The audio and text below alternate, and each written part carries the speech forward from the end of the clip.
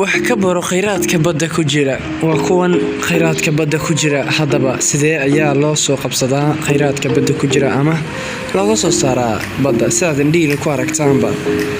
bal daawo dadkan ayaa isku dayaya in ay soo qabsadaan kalluun ku soo cariyay badda afkeeda hore ama xeebta hore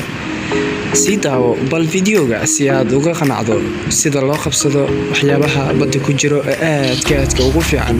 dhanka bini'aadanka hadaba waa kuwan iyaga oo soo saarayo shabagii ay ku dabdeen ama ay ku soo qabteen kalluunkii daawasho wacan ayaa leenahay dhammaystiro fiidiyowgan waad ku mahadsantahay daawashada aad daawanayso fadlan youtube haddii aad ku cusub tahay subscribe inoo saar waad ku mahadsantahay subscribe intaad noo saartay sidoo kale barta dhiirigelinta laagta inay noo raaci sidoo kale waxay naga codsiyaan inaad sii share garayso si aad u gaaraan asxaabtaada kale waad ku mahadsantahay daawashada aad daawanayso mar kale ayaan idin leeyahay waa anigoo ah Aweys Xuseen Cusmaan halkaad nagala socotaan waa barta youtube-ka Aweys Bro fadlan haddii aad ku cusub tahay sidaan mar walba nigu soo celinayno noo saar subscribe waad ku mahadsantahay ayaan leeyahay dhammaan asxaabta ku xiran barta youtube-ka Aweys Bro inta hadda kusoo biiraysan waxaan leeyahay